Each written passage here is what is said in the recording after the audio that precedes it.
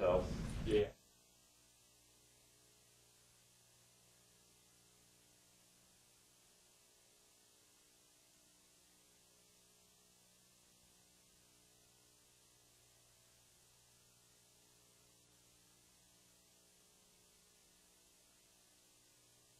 I'm going to go ahead and pass around the sign-in sheet for the students who are in the press.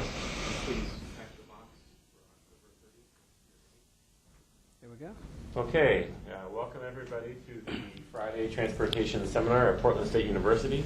My name is John Mackler, the Education and Technology Transfer Program Manager for OTRAC, which is based here at Portland State University.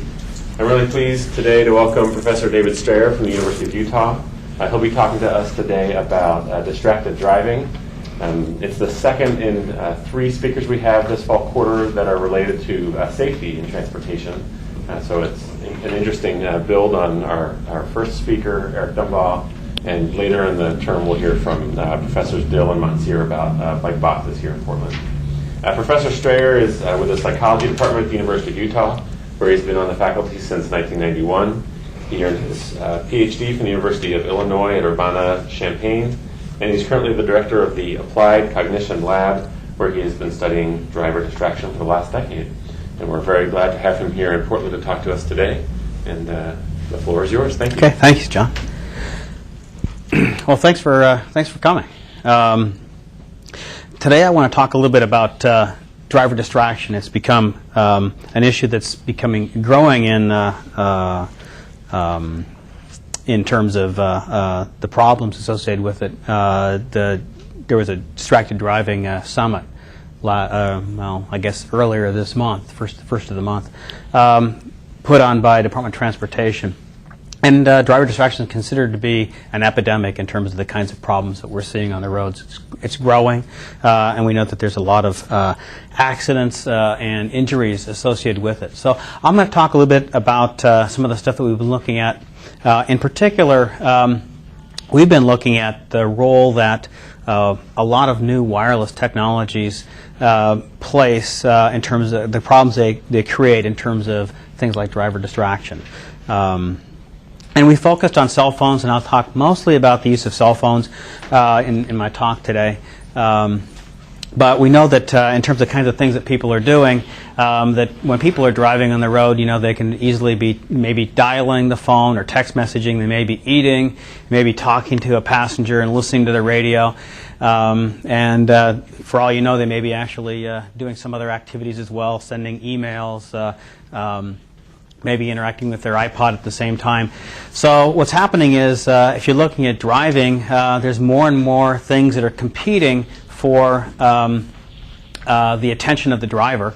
And so in this situation, here's an example of someone who has to be steering with their knees because the left hand is holding a cup and the right hand is doing something with the phone, and who knows what the passenger is doing to the driver. But as a consequence, less and less attention is being paid to the road, and as a consequence, we see a lot of problems associated with the fact that one is not paying attention.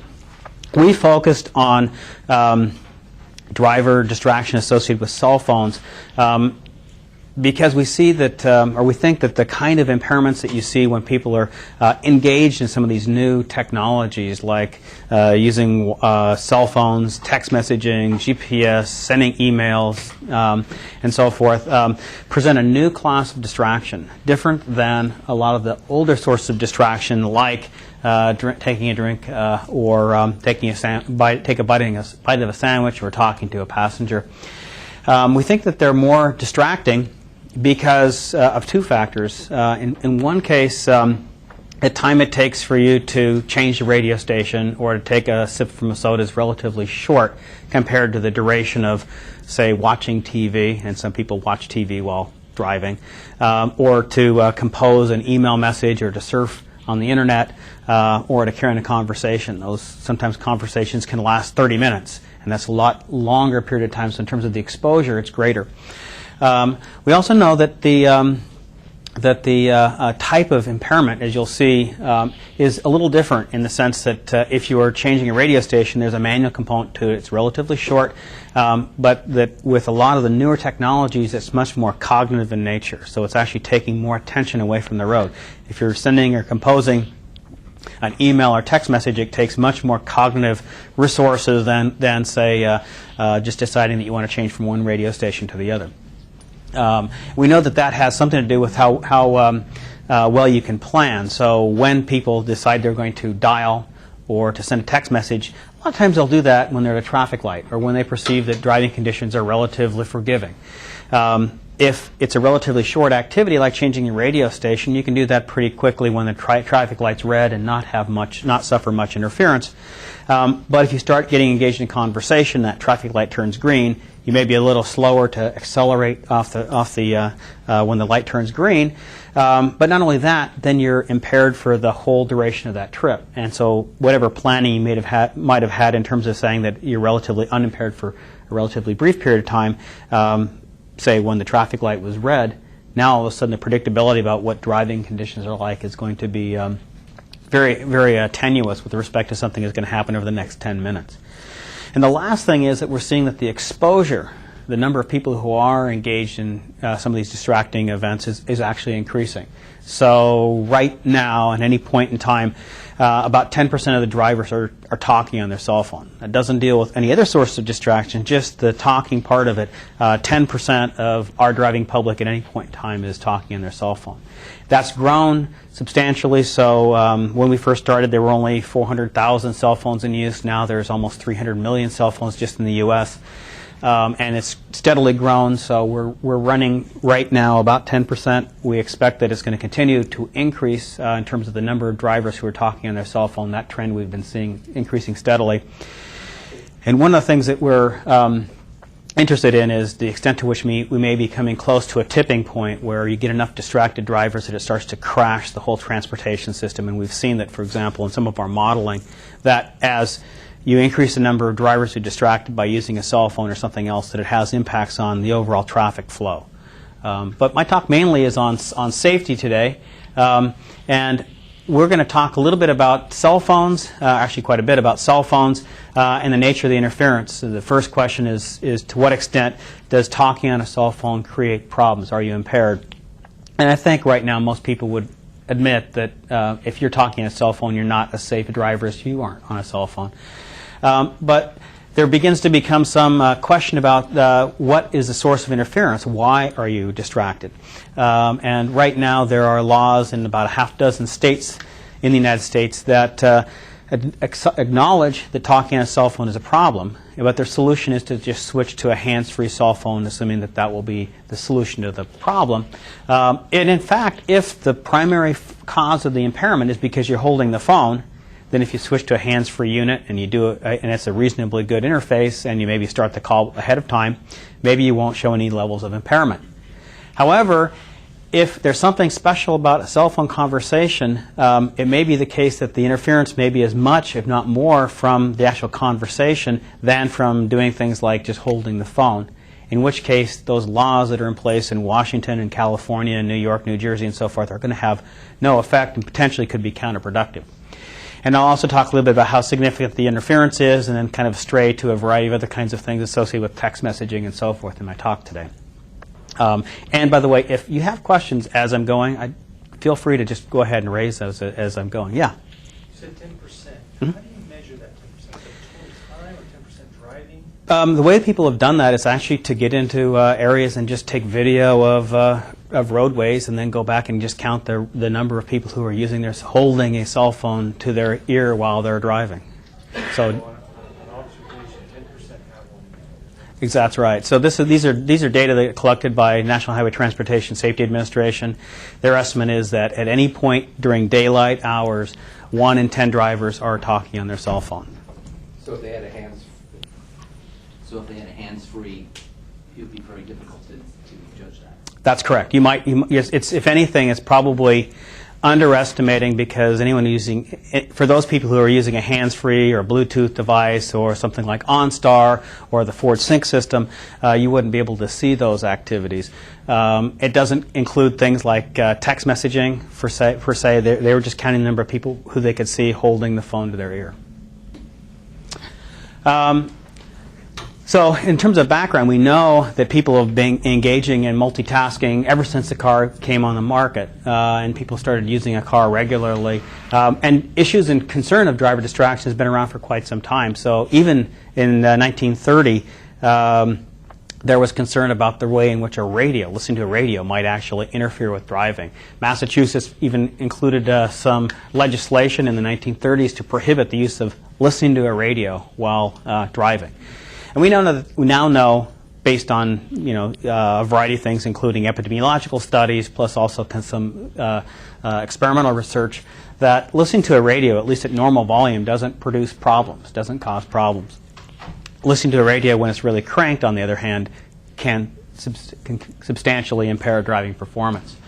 But we've seen that cell phones have exploded, so there were only about 400,000 cell phones in use in 1990, and now we have pretty much, I would imagine everybody in the room has a cell phone, right? It's pretty much penetrated. We have maybe one or two people who don't have cell phones. They're kind of the holdouts in the crowd. But in terms of penetration, pretty much everybody has a cell phone. In fact, actually, the landline use is dropping because now pretty much people are just switching over to using their cell phone and not even having a home phone. And we are also seeing, as a consequence of that, that they start to use it in a number of contexts, including things like driving and the wireless technology associated with that. We see this as kind of talking on a cell phone is the first kind of wave, but also things associated with text messaging, sending emails. Ford is now marketing their truck, if you watch any of their commercials, where they talk about the mobile office now getting an upgrade with, so the cab of the Ford F-150 has wireless. So basically it's a Wi-Fi unit, so anybody who wants to can basically start to do any kind of computing that they want to do while they're driving, and so can anybody else who's in the vehicle. So it's becoming a greater problem, and also one of the reasons why it's becoming a greater problem is that there's a lot of money that's actually trying to entice people to engage in those distractions. So there's a lot of money from the auto industry and from the cellular providers to actually, they see it as a big revenue growth. We know from kind of the history of looking at attention and performance as it relates to aviation, that when you overload pilots, that they have problems. Certainly in post-World War II, we were seeing a lot of crashes that were because pilots were being overloaded. There was nothing wrong with the plane. The plane didn't malfunction. It just was designed in a way that overtaxed the pilot. And so aviation is much safer these days because people who've understanding human factors have gone in part and tried to reduce and create displays and ways of interacting with the controls of the plane so that it doesn't overtax the pilot. Of course, if you're trying to do something like what happened last week, where you're trying to figure out what your work schedule is going to be, and actually you're doing that online, instead of flying the plane, there will be some problems associated with that, unless they fell asleep, in which case there'd be other reasons why it might not be safe. But I want to start by just talking about the obvious. Does talking on a cell phone create problems, and move from that obvious question to some less obvious questions.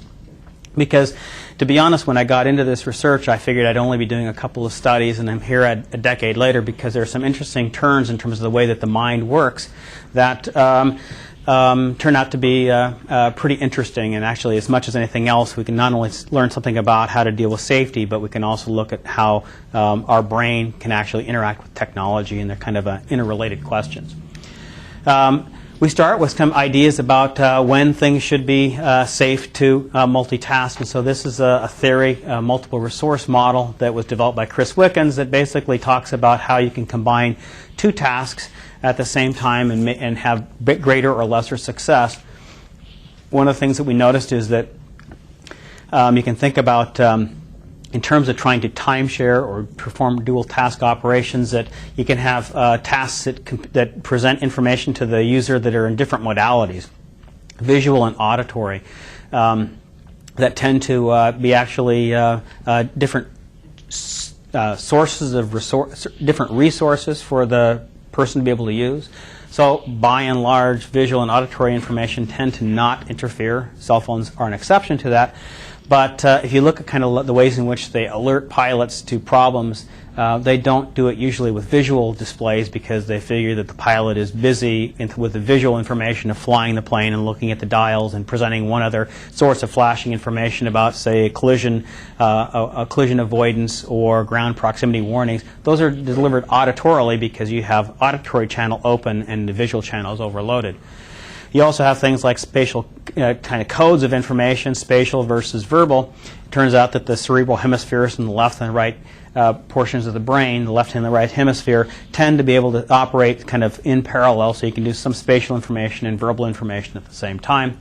And we know that, for example, things like manual and vocal responses can be tend to be time shared relatively well, so that you can have some inputs, for example, of say, operating a steering wheel at the same time that you may be able to engage in some verbal output to, say, play your iPod using, say, the Ford Sync system, play some song. I show you this theory because this is kind of one of the better theories, really, in terms of dealing with multitasking. And at the same time, I should draw a big X through it because the stuff I'm about to tell you says that this model does not work when it comes to thinking about talking on a cell phone and driving, because if you think about the typical talking on a cell phone, it tends to be a verbal task. The auditory task, you're hearing, it's verbal information and you're speaking. If you think about driving, it's predominantly visual, predominantly spatial, and predominantly manual. So in terms of that multidimensional space, those two tasks should be time shared fairly well. They're not, and we have some reasons that I'll show you about why that's the case.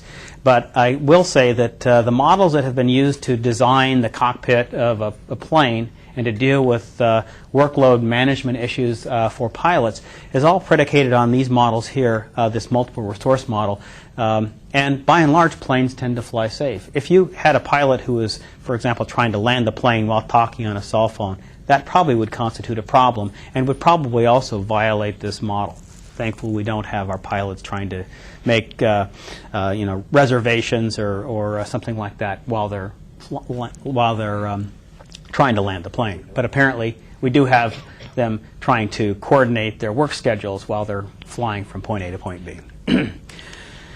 So how do we study this? Well, one way is to do observational studies. And one of the things I should say is I'm going to show you a number of different ways that people have tried to study this. No one way is perfect. There's no one way that solves all the problems. Each problem has strength. Each methodology has strengths and weaknesses. One way is just observe people. And so this is a simple study. There have been a number of them that have been done. This is one where drivers were observed as they approached an intersection near a school, four-way stops. And this was done just a relatively modest data collection period during rush hour traffic on Mondays, Wednesdays, and Fridays. Good weather conditions, no reason for people to be impaired in any way. And the observers just said, was a person talking on the phone? And this would have to be a handheld cell phone, hands-free cell phones they wouldn't be able to detect. And then did they actually stop? Did they stop at the white stop bar or not? And we used the contacted the police and said, if you had an officer at the intersection and you were issuing citations for failure to stop, what are the standards you would use? And we use those same standards to determine whether or not someone stopped or not. We came up with a little 2x2 table, which we have a total of 1,748 drivers. About 110 of those people were talking on the cell phone, and 1,600 and change were not talking on the cell phone. This study was done a few years ago, so at this point we only have about 6% of the people who were talking on their cell phone. And that was consistent with what the national numbers were at that time. And as I said, it's almost doubled since. Yeah? Just repeat where this was taken. Was there a hands-free law? This was done in Salt Lake City, in the urban areas around 3 different schools. There was no, and still is in Utah, no laws that particularly restrict use of cell phones in these areas. But if you look at this, you can see that the ratio of accidents, ratio of traffic violations is quite different. So for people who are not talking on the cell phone, the vast majority of people stop appropriately. But for people who are talking on the cell phone, many more of those people, the ratio of people who are failing to stop is substantially higher than for the people who actually stop appropriately. You can calculate the odds ratio for failing to stop. If they're equally likely to stop as not stop, that odds ratio would be 1. So you can see for drivers who are not using a cell phone, the odds ratio is 0.27, meaning that most of the people are stopping in accordance with the laws. If you look at the odds ratio for people who are talking on the cell phone, that odds ratio is 2.93. That's a 10-fold increase, highly significant. You get an interaction here showing that the odds of failing to stop are much higher if someone's on a cell phone than if they're not on a cell phone. Similar kinds of observational studies have been done by a number of other investigators. Observational studies are useful because they can establish real-world associations. There's another class of studies that are related to observational studies. These are epidemiological studies. There have been probably about 9 studies that have been done. 2 that probably are the best observation or epidemiological studies. An epidemiological study is one where they'll go back and they'll find people who've been involved in an accident, get access to their cell phone records, and then calculate the odds ratio for being involved in an accident. The first study that probably the best study was one that was published in the New England Journal of Medicine. It got the cell phone record for 699 people who were involved in accidents, non-injury related accidents, and then used a case-controlled methodology to try and see what the increase in risk was when someone was talking on a cell phone. And they established that the crash risk increased by a factor of 4. A study that followed up about a decade later, a little bit less than a decade later, was published in the British Medical Journal, and this was done by the insurance industry for highway safety. They went to people who were, this happened to be done in Australia because it was difficult to get access to the cellular records in the U.S., but they were able to get those cellular records in Australia. They went to the hospital and got 456 people who were in the hospital because of some kind of accident. They were basically some kind of accident that created some kind of injury associated with that. And again, they got the cell phone records and went back and came up with the same estimate of a 4-fold increase. So when you hear that there's about a 4-fold increase in crash risk, probably the best data really come from epidemiological studies. Our studies in the driving simulator show similar patterns, but the simulator studies are not so much designed to show what the odds ratio is. Epidemiological studies are probably the best for that. The simulator studies are much better at trying to understand exactly why you get those increases in crash risk. But I will note, and we'll kind of carry this forward a little bit later, that this 4-fold increase in crash risk is about the same crash risk that you see if someone is driving at a 0.08 blood alcohol level. We'll follow that up in a little bit. Yes? I don't know if this question's slightly off topic, but are there any studies where they tested where distraction for certain groups of people may actually help them drive better, like ADD and visual stimuli overload type people? The studies where there are claims of some improvement, or if some people are tired and they may actually try and talk on the phone to keep themselves awake. Commercial truckers, long-haul truckers will also say that they'll try and do that. It may actually keep people awake to some extent, but probably the better thing for them to have done would have been to pull over and actually get some rest, not to drive longer than an 8-hour period of time. What happened here? Okay, we use driving simulator studies. This is our driving simulator. And so it's the interior of a Ford Crown Victoria with a steering wheel, instrumentation, steering wheel, speedometer, gas pedal, brake, taken right out of the car. And you have computer displays that present a kind of a high-fidelity visual environment that allows us to be able to give people the same driving environment in a kind of experimental fashion so that everyone can have the same conditions and we can compare driving performance. And you can see that, for example, when we use a hands-free cell phone, it allows people to have their hands on the wheel. When we do our studies in the driving simulator and comparing what we call single task, where people are paying only attention to driving and not distracted by talking on a cell phone, with talking on a hands-free cell phone, we see that, for example, reaction time significantly increases going from single task when you're not distracted to talking on a hands-free cell phone at the same time. We find about a 19% increase in reaction time. And we're going to see later on that as you increase the brake reaction time, you increase both the probability of accidents and the severity of accidents because, first of all, the probability of accidents makes a lot of sense. If you haven't, for those times where you would have been able to brake but you're now delayed, you're more likely to have a collision. But also in terms of the brake reaction time, given that you don't stop instantaneously, you're likely, if you do have a collision, to be traveling at a greater rate of speed. Not only that, but the axis here has kind of disappeared, but this happens to be following distance. And one of the things we see is that as people's reaction time increases, one of the characteristics you'll see is that people will tend to increase their following distance. And that kind of makes a lot of sense. If your reactions are slower, you should probably increase your following distance to give yourself a little bit of a safety cushion. While you see this kind of increase, and we don't know if people are consciously doing this or that there may be some kind of unconscious process associated with that, we nevertheless also find that there's about a 4-fold increase in crash risk in our studies.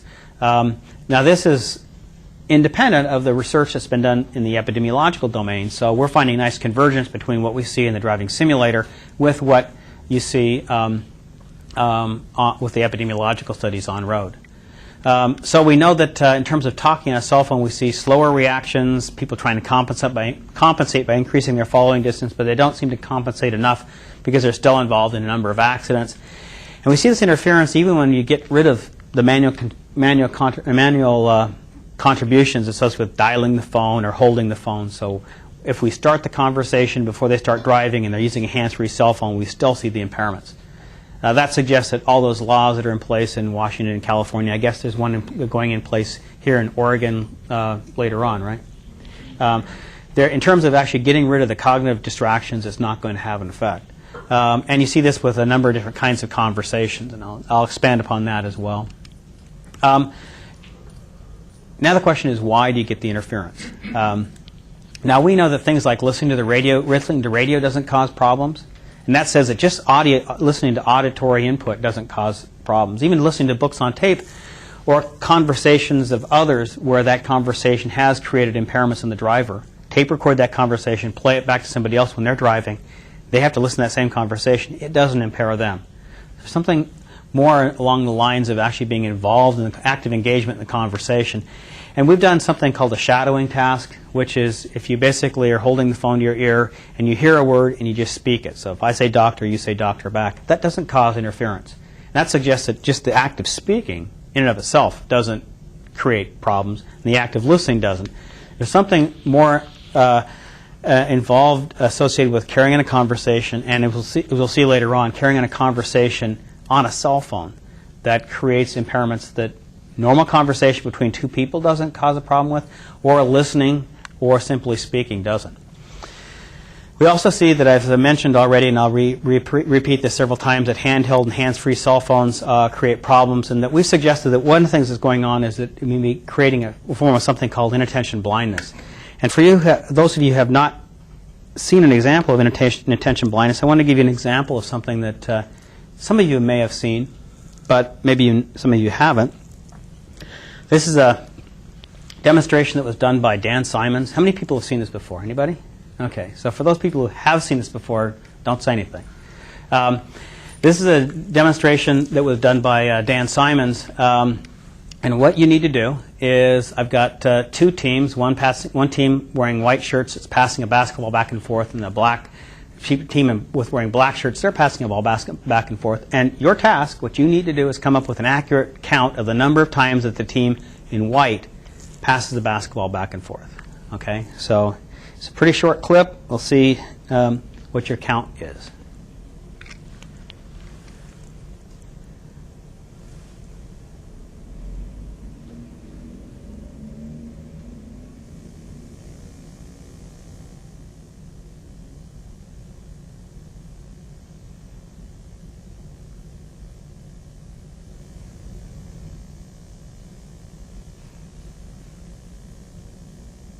Okay, what was your count? 14. Okay. For those of you who haven't seen this before, did you notice anything unusual in the video? Gorilla. You noticed a gorilla? Did anybody else notice a gorilla? So this is the video clip again. And what you've participated in is a study that demonstrates something called inattention blindness, where you're looking but you don't see. So you probably didn't notice the gorilla that walks in and beats his chest and then walks off the screen. Because even though your eyes are looking at the information, if your attention is not processing that information, you don't see it. And the same thing is happening when you're talking on a cell phone. How do we show that? We could have two gorillas, but we don't have two gorillas. Let's see if I can get this to work. How do we show that? Well, we use our high-fidelity driving simulator. We have people driving down the road. They're either talking on a hands-free cell phone, or they're not talking. They're paying full attention to driving, and we use an eye tracker to make sure, and this is what the eye tracker looks like, that lets us know where people are looking as they're driving down the highway. And we basically compare what happens when people are, first of all, they drive through a scenario, one set of roads in single task conditions when they're not distracted, another set of roads when they're driving and talking on a hands-free cell phone. Then there's a second phase that they're not expecting to happen, where we say, okay, now you've just driven through these scenes. We're going to show you some pictures, and we want you to say whether or not you've seen them before or not. Did you actually see some object as you were driving down the road, like maybe that truck? And if you look, you can see that when people are talking in single task conditions, when not distracted, people are actually able to identify things that they looked at much more likely than when they're in dual task conditions, when they're talking on a hands-free cell phone. And the control condition are objects they never saw. So you can see people aren't guessing. They're pretty accurate about saying, you know, I didn't see this before. But for things that they actually did see, there's a pretty substantial decrement from single task to dual task. To make sure that this wasn't just due to the fact that their eyes weren't looking at the road, because one of the things that happens when people talk on a cell phone is it restricts their field of view. They tend to look more straight ahead. We looked at recognition memory given eye fixation. So we used our eye tracker to say, we know you looked at this object. We know you looked at this billboard. We know you looked at this car or this child. Is there a difference? So conditionalizing, or we make sure that people, we know that they're looking at the information. We know they're looking at it for the same amount of time. So controlling fixation probability and fixation duration. Is there a difference between somebody who's driving when they're not distracted by cell phones versus distracted? And you can see there's a 2-to-1 difference in terms of the amount of information people are extracting. This is that inattention blindness thing that just happened with the gorilla for some of you. We see a 50% reduction. We've also looked to see, maybe is it the case that maybe something that's really important for traffic safety, like a pedestrian or child standing along the side of the road, is more noticed than a dumpster or a billboard. It turns out, however, that there's no difference. So people suffer this inattention blindness as likely for billboards and dumpsters and things that aren't that important for traffic safety as they do for pedestrians and other vehicles.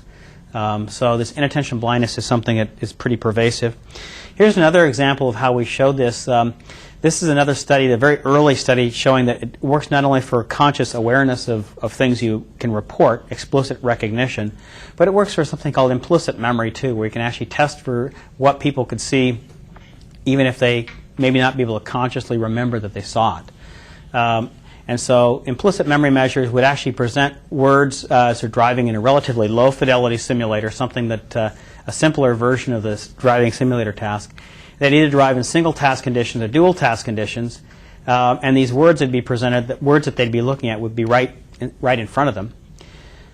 And later on, they were given a second phase, a test phase, where they'd have to just name whatever words slowly emerged out of this cloud of dots, and we'd measure the time it would take you to identify these words if those words were presented in single task conditions when you weren't distracted, when you were talking on a hands-free cell phone at the same time, and then we had some control conditions. And so I'll let you kind of be the example of the subject here. Just go ahead and name this word as it slowly appears. This is something the subject might have actually seen. It should slowly morph into a word. Aspen. Okay? And so we just measure how quickly you can identify the word. If you've paid attention to these items in the past, you're faster at being able to report this later on. That turns out to be the case even at delays of like 6 months later. So you can come back into the room and take a look at these images. If you've looked at them before, you can actually still find traces of that implicit perceptual memory for things you've attended to in the past. And we can show that, for example, comparing talking on your implicit perceptual memory for items that you've seen in single task conditions significantly better than your implicit perceptual memory for items that you looked at while you're talking on a hands-free cell phone. And this is kind of the baseline condition for objects that you hadn't seen before. So you get the implicit perceptual memory effect here for items that you'd seen. You don't necessarily remember what items you'd seen, but nevertheless you get this benefit. But that implicit memory effect shows that it's impaired for both explicit and implicit memory. How does that work in a driving condition? How would that apply? Well, it's related to the idea about things like, ultimately, in terms of real driving kinds of things, it would be something like, did you actually see the traffic light change? Did you actually see someone step out in front of you? We need to be able to actually measure what information is getting into the brain to begin with. If it doesn't make it in so you don't see it, just like you might not have. So even though you may have looked at it, like you may have looked at the screen where there's a gorilla, if you're not attending to it, you won't register that information and you can't react to it. And so what we're showing is that, people aren't reading words, but we're actually showing that the use of a cell phone interferes with the visual processing of information that, if it's relevant to something like stopping, if it's a traffic light or something like that, you'll see impairments associated with that. In fact, actually, one of the things we also looked at was to what extent are these impairments associated with to what extent is these impairments associated with just the memory of it, or is it really the interference with the perceptual processing of it? So here we actually recorded electrical ERPs, electrical brain activity, for subjects as they're in the driving simulator. Every so often, as they're driving down the highway, the vehicle in front of them, their brake lights would come on, and you'd have to hit the brakes in response to that. And we recorded the ERPs, the brain potentials, to traffic brake lights in the driving simulator.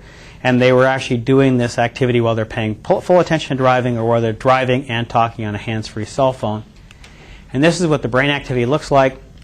So basically we have the amplitude in microvolts. And so you can see that for situation we have time in milliseconds. At this point right here at 0 is a point in time that the brake lights come on. When the brake lights come on, if you're attentive, you'll see this large positivity. It's recorded over parietal cortex. This is something called the P300. It's very sensitive to the initial perceptual processing of the information in the driving environment. Very large, P300 showing very large processing of that and reaction to those brake lights. When people are talking on a cell phone, a hands-free cell phone, same conditions, the brain activity is cut in half. So the amplitude of this P300 that's related to the initial encoding of information is suppressed by 50%. And so the reason that people suffer from inattention blindness and fail to see traffic lights and pedestrians and so forth is because the brain is occupied by something else, that is the conversation, and they're actually not processing the visual information that would say, hey, there's something out there I need to avoid. And that pretty much just states this thing here that the cell phone conversations impair the encoding of information that's necessary for the safe operation of a motor vehicle. So I've shown you things that say that if you do shadowing or listen to the radio or listen to books on tape or the recorded conversations, that you don't get impairments. But if you talk on a cell phone, you get substantial impairments. Your crash risk increases by a factor of 4. But at that point, you may be saying, if it's something about the conversation, then what about carrying on a conversation with a passenger sitting right next to you? Maybe that causes problems too. So, for example, you see things like this cartoon here where the passenger says, hey, did you hear about that new study that says even hands-free cell phones are dangerous? And the driver says, I'm probably not even supposed to be talking to you right now. If cell phone conversations create a hazard, do passenger conversations? What do you guys think? Probably. Only if it's your spouse. Well, I wonder about children in the back seat. I mean, the person next to you can react. The children in the back seat may not be able to react. And what I've heard about cell phones is that the person on the other line doesn't want to see what you're seeing. Right. So kids or people who aren't familiar with the rules of driving don't adjust their behavior, and so they can create substantial problems and interfere with the driving, interfere with the driver. But you know, a lot of times the passengers are people who, another coworker or something like that, or your spouse who does know the rules of the road. What happens in that case? Well, it turns out that the epidemiological data say that there's actually a protective factor. Having a passenger in the vehicle makes the odds ratio about 0.7, which means you're slightly less likely to be involved in an accident when you have a passenger in the vehicle than if you're driving by yourself. And as I mentioned earlier, talking on a cell phone increases the odds ratio by 4. So we see a big difference. But we tested this experimentally to kind of look at why this is the case. So we brought people in and they drive in single task conditions, or they carry on a conversation with a friend who was either a passenger in the vehicle or a friend who's carrying a conversation on a cell phone. Same conversation with a friend, but in one case they were carrying on a conversation with a seat right next to him versus where they're carrying on a conversation with their friend over the phone. And they were told to drive down the highway, drive about 8 miles down the road, and there'd be a rest stop, and at the rest stop they just need to pull over, park the car, and then they'd be basically done with the experiment. The first thing we looked at was lane keeping behavior, how well one could stay in their lane. And so in single task conditions where people are not distracted by anything, this is an RMS error measure, which gives you a measure of how well they're in the center of their lane. No one's ever perfect, but this is kind of your single task level of how well you stay in your lane. When there's a passenger in the vehicle, there's no impairment. In fact, you're slightly but not significantly better, so having a passenger doesn't hurt. But if you're talking on a cell phone, you get significant increase in the error, significantly more problems maintaining lane position. And so one of the things, if you've ever noticed, if you're driving down the road and you see someone who has problems maintaining lane position, used to be 15, 20 years ago, maybe that person had a little too much to drink. Now it's more likely that person is impaired by talking on a cell phone. We also had, they were told, you're driving down the highway, 7 or 8 miles down the road, there's a rest stop, you need to pull over. No one had problems doing that when they're not distracted by, they're paying full attention to driving. When there's a passenger in the vehicle, they also don't show any significant impairment. But 50% of the people who are talking on a cell phone drove right by their exit without taking the exit.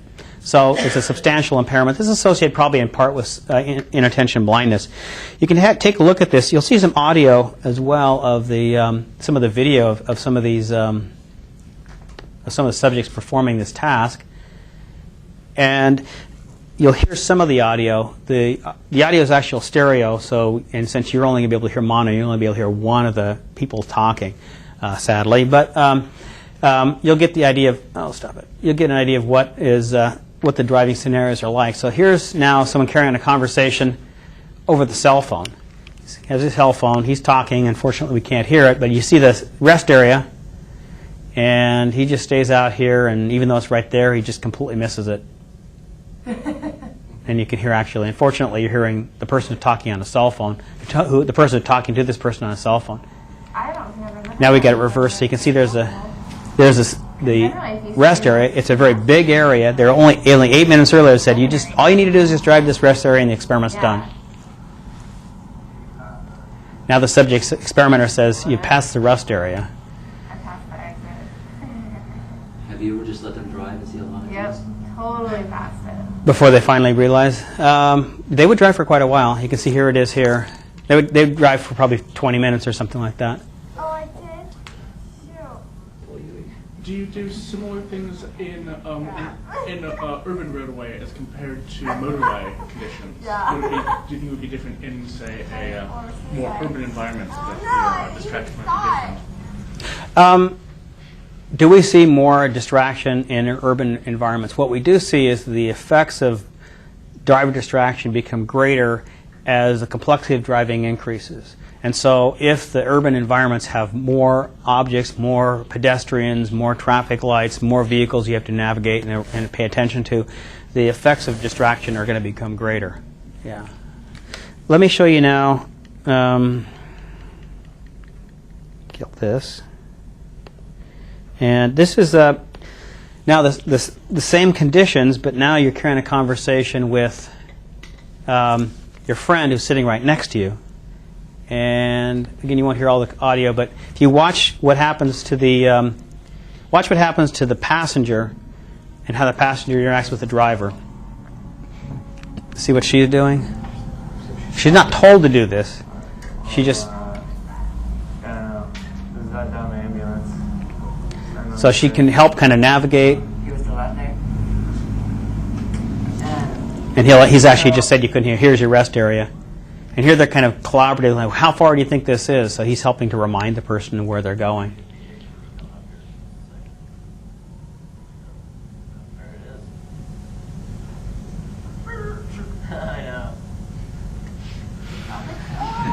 And they'll remind. So she just said, do you remember, am I supposed to stop at the rest area? And she says yes. So what happens is passengers help because they have a second set of eyes, as you were suggesting. They'll help out by identifying hazards, by helping remind the driver what they need to do. And we also see that in situations where the driving becomes really difficult, that they'll actually stop talking for a little bit of time until they get through the difficult section of driving, and then they'll resume their conversation. That doesn't happen with cell phone conversations because the conversation can't become adjusted in real time to the real-time demands of driving. Let's see. We also see that there are greater references to traffic when people are talking, when people are in the vehicle, so both the passenger and the driver will say, look at that crazy driver, or what's going on. That doesn't happen anywhere near as much with cell phone conversations. We see that also the dynamics of the conversation change, so you see much more turn-taking where you're getting kind of exchange back and forth with the passenger in the vehicle. And it seems as if with cell phone conversation, once you start talking, you try and hold the floor for longer periods of time, and so you don't get the same kind of, the whole characteristics of driving and whole characteristics of the conversation change in the two contexts. And I just told you all this stuff here. In terms of drinking and driving, this is a study where we followed up the epidemiological studies showing that the relative risk of being in a traffic accident while using a cell phone is similar to the driving at a 0.08 blood alcohol level. And so we brought 40 drivers in. This was interesting to get through the Utah legislature with getting 40 undergraduates drunk and wandering through the halls, but we did that. And the Utah Highway Patrol gave us a breathalyzer, so we were able to get people precisely to 0.08, and then we had them drive in the driving simulator, and the question was, is there a difference between the drunk driver and the cell phone driver? And so we basically had people doing a car following paradigm where they had to basically, every so often, the vehicle in front of them would hit the brakes, and you had to hit the brakes in reaction to that. We measured a single task condition where people are driving without distraction, people talking on a cell phone, either handheld or hands-free. Again, handheld, hands-free cell phones produce exactly the same pattern to the thousandth of a second in terms of reaction time. There's just simply no difference between the two. And we also measured the same drivers when they were intoxicated at a 0.08 blood alcohol level. And just comparing the drunk driver and the cell phone driver, same driver, different days, the reaction times of the cell phone driver are significantly longer than the reaction time of the drunk driver, that same driver. We also see that in terms of following distance, that one of the things that a cell phone driver does is, as I showed you earlier, they'll try and increase their following distance, perhaps as a protective influence. But still, we see that in terms of crashes in this data, none of the drivers were involved in a crash when they were drunk, and 3 of our drivers were involved in a crash when they were talking on a cell phone. You had a question? Yeah, I was just curious if you added in the cell phone aspect to the drunk driver. We haven't combined the drunk cell phone driver on the road. Others have, and those two effects are they're interactive in the sense that either one's bad. Adding the two makes somebody substantially worse. Yeah. Yes. So I think previously you mentioned that using a cell phone is as bad as drink driving, but this seems to make it worse. It could be. What we basically see is that if you compare same people, same time on task, same driving conditions, that the impairments are actually can be at least as profound as what you see when someone's driving at a point of blood alcohol level. Yeah, so potentially even worse. That just basically states the same things I just showed you. And I'm going to just bypass this for right now because I want to show you some additional data. Basically, the idea is, just in a real quick 20 seconds, can you become an expert at this? Can you basically become an expert cell phone driver? No. And I'm happy to tell you why if you want to know, but I want to move on to some other data really quickly, one of which is text messaging and driving. And here's an example of someone who's text messaging and driving, and you can see that staying in one's lane becomes a problem. And so you can see about half the time she's not in her lane. If you watch, whenever anybody wonders if they can text message while drive, we can take them up to our driving simulator. In less than 5 minutes, we can demonstrate that they are impaired to the level where they cannot stay in their lane or they'll get into an accident. Despite that, and despite the fact that about 90% of people think that you shouldn't text message while driving, and this driver distraction symposium that they had in D.C. At the beginning of the month supported banning text messaging while driving, about half of teens do it. And of course, they're the worst person to be doing it because they're just learning how to drive. They don't have the skills. Probably driving, you think about it as an automatic task. It turns out to be a much more complex task than you think about. If you look at crash risk, it doesn't stabilize until people have been driving for about 5 or 6 years. So in terms of kind of really mastering the skills of driving, it's really a complex task. We take it for granted, but you can get really impaired if you're not careful. Looking at what the risks are, again, we see that the people are supporting the laws. Nevertheless, teens are much more likely to be doing it. If we look at people who are text messaging, we see that, for example, when they're text messaging, their reaction times go up by about 23% from single task to dual task conditions when they're text messaging. In terms of reaction time, you can see that particularly this is a cumulative distribution function basically showing talking on a hands-free cell phone versus text messaging. And you can see that one would be no impairment, and so we're seeing substantial impairment. And particularly about half of the reaction times in text messaging condition are really quite long relative to anything you'd see for an unimpaired driver. And you see particularly in this area here. We know that, for example, in terms of following distance, we see that people increase their following distance when they're text messaging, just like they do if they're talking on a cell phone. But unlike talking on a cell phone, we see that there's a real substantial increase in terms of minimum following distance, how close you get in meters. And so this is the kind of, you're much closer to the other vehicle when you're text messaging. You kind of get the seesaw pattern where people will have this big following distance and then followed by this really narrow following distance. And if we look at crash data, this is looking at the number of accidents. So people text messaging in single task, people driving in single task conditions or driving in dual task conditions. And you can see that the total number of accidents was 7, 6 in dual task conditions, 1 in single task conditions. The odds ratio is 8.1, which is twice the odds ratio of an accident that you see when people are driving and talking on a hands-free cell phone.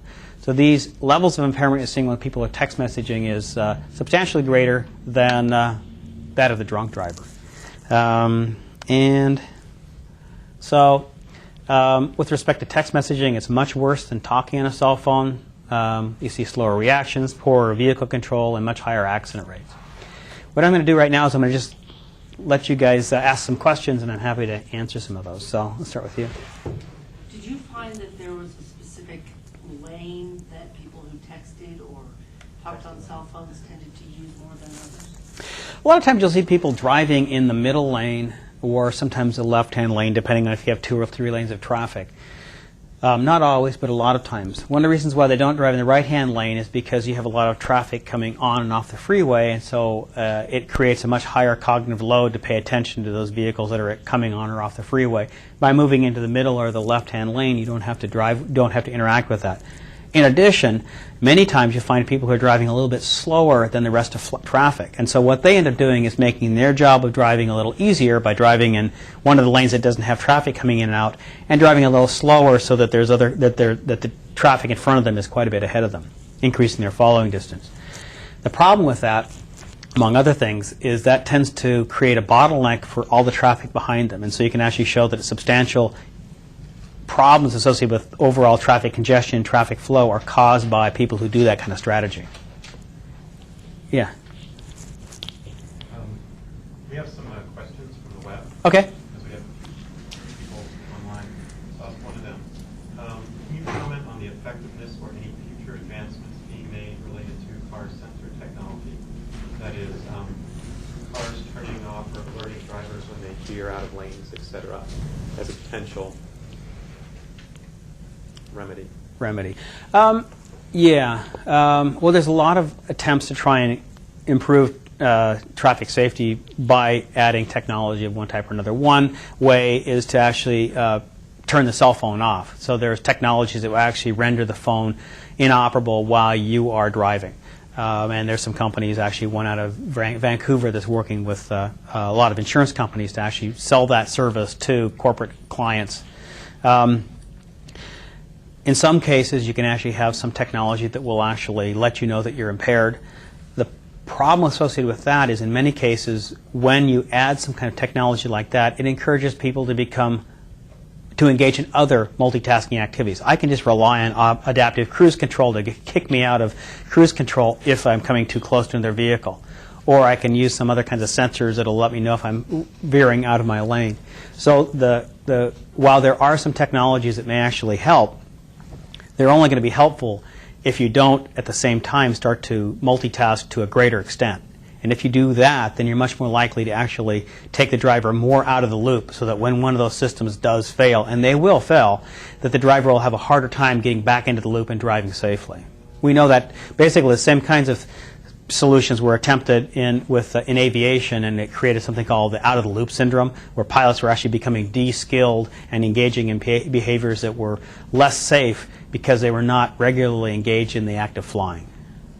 Thank you. One more question from Professor Dill, who's watching remotely. She'd like to thank you for a fascinating talk. And she spent the past week at an international conference on women's issues in transportation. So she would like to ask if you found any gender differences in your research, and also what about age differences? Very good. No and yes. Yes, we found age differences. So, for example, teen drivers have a much higher crash risk in terms of multitasking. So instead of an odds ratio of 4 for people who are talking on a cell phone, for the people who are 20 and 25, for teens 16 to 20 years of age, their crash risk is about 6. So like 1.5 what you'd see for 50% higher for teen drivers. Older drivers, what we've found is that they also show problems associated with, you say, talking on a cell phone. Their reaction times increase. What the problem with that is that since you're adding onto it the slowing associated with talking on a cell phone with the typical age-related slowing, and so the slowest drivers on the road would be someone who's 70 years of age talking on the cell phone. That sounds like you don't think you're going to see that very often, but we're starting to see that the penetration to the older adults is actually increasing as well. So in other words, we're starting to see 60 and 70-year-old drivers who are talking on the cell phone. Their reaction times are really slow relative to people in their 20s. With respect to gender differences, there's some reason to think that there's certainly kind of the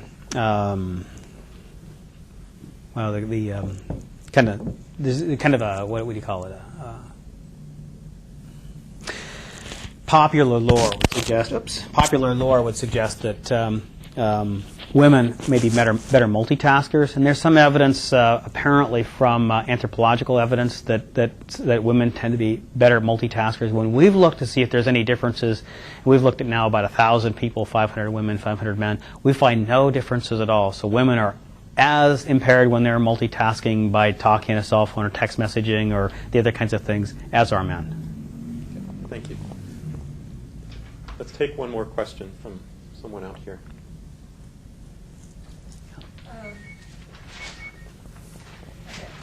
I wrote this down so I didn't forget. Have you seen the results or done any studies studying cycling pedestrian behavior on the phone? I don't know remember reading an article talking about New York City pedestrians crossing the crosswalks, and I'm wondering about banning talking on the phone and doing that. Yeah, we have. Just in general, navigating through space requires attention and requires you to have kind of this, basically a good situation awareness of things around you so that you can react appropriately. And so we have done studies of pedestrians we've had them talking on a cell phone, and done the same kind of studies of looking at inattention blindness while pedestrians are walking through the campus, showing that when people are talking on a cell phone, they don't notice things that they normally should have noticed. There was a study that came out, I think it was about last week, done up at Western Washington University, where they watched people as they were walking across campus, and they had, as they're walking through campus, there's a clown riding on a unicycle, and later on they tested, did you notice that clown? Just like, did you notice a gorilla? And they didn't notice the gorilla. So certainly in terms of things like pedestrians are impaired, and we are seeing more people who are walking across crosswalks without looking. We're seeing the same kinds of things. Occasionally people will ride a bicycle while talking on a cell phone, which seems to be crazy. We've seen people rollerblading, and I've seen cases where people are rollerblading and killed. I've seen case studies of people who will walk out and stand on train tracks talking on their cell phone. Train's coming, honking its horn. It seems to be a really loud signal that everyone else can hear, and they're so engaged in that cell phone conversation, they don't get off the train tracks. So, yeah. Okay, well, Professor Strayer, we'd like to thank you very much for coming and giving us your seminar. Would everybody join me in expressing our appreciation? Thank you. And before we sign off entirely, let me remind you all that next week's seminar is, of course, on Friday at noon here in this room, or on the web for those of you on web. The speaker will be Joel McCarroll from Oregon Department of Transportation. He spent last year in a sort of residential scholar position with the American Association of State Highway and Transportation Officials, AASHTO. So he'll be sharing his experience working with AASHTO in Washington, D.C. with the other 49 state departments of transportation. So please come next week to hear about Joel's experience in Washington, D.C. Thanks again. Oh, and if you're registered for the class,